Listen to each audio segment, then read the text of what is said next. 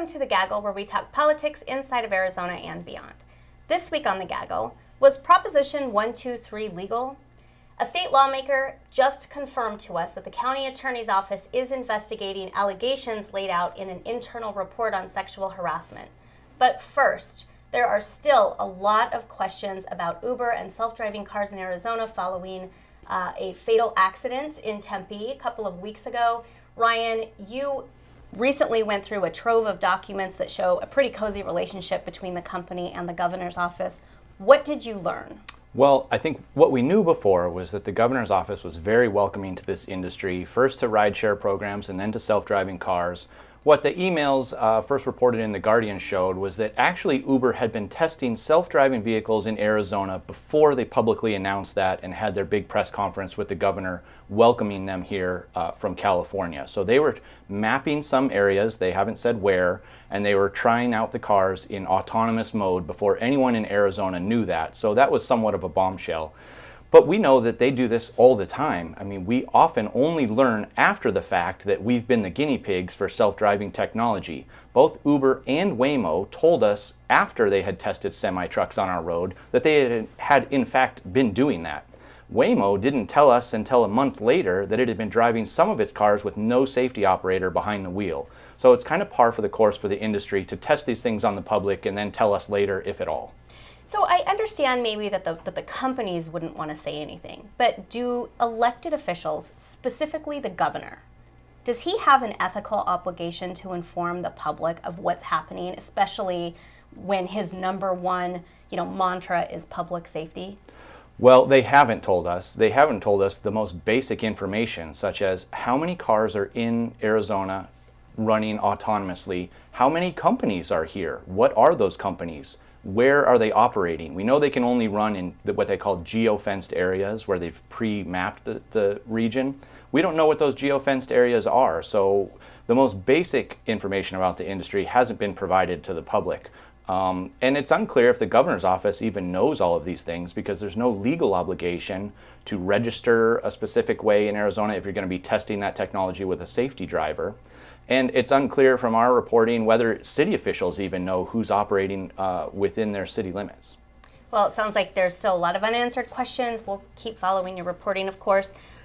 Ron, you wrote a story. This was another kind of explosive decision, I would say, by a federal judge who weighed in on Proposition 123 about a year and a half after the fact.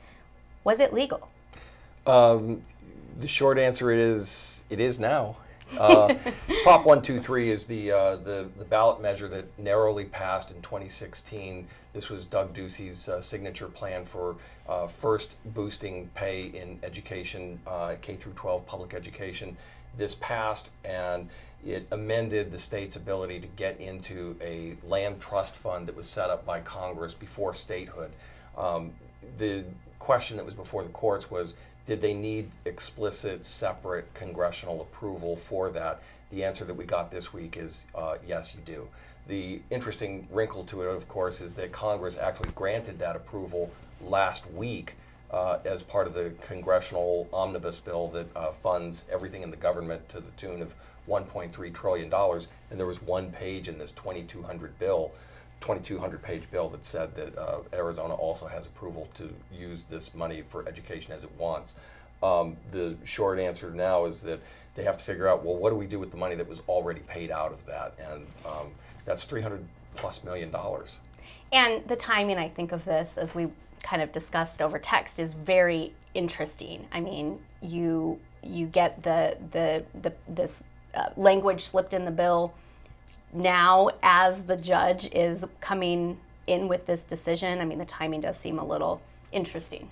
It was very fortuitous for the governor and for everyone here that it at least makes this part of the issue go away moving forward. There is still a very significant question as to what happens moving backward. There is another storyline that is not going away anytime soon.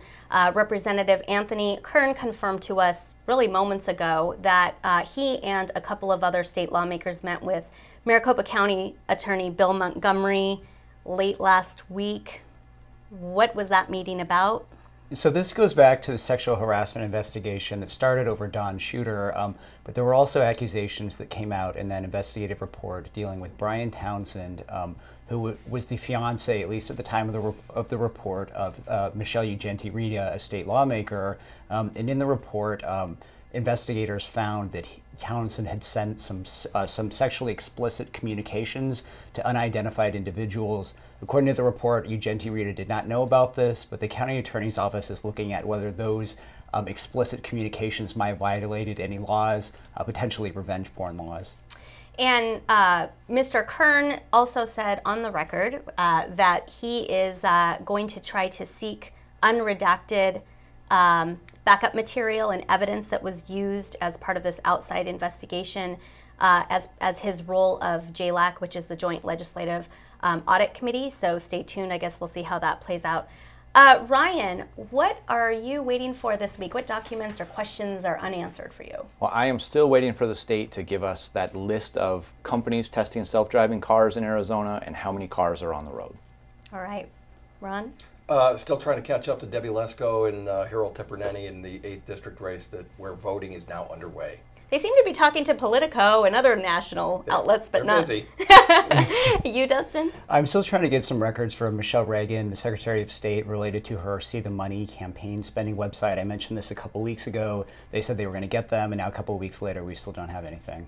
And last year, the Arizona Republic asked for the underlying material tied to allegations of hostile work environment and sexual harassment. We still have not received those underlying materials from the Department of Administration. We hope to see them soon. Thank you so much for joining us this week on The Gaggle. We'll see you next week.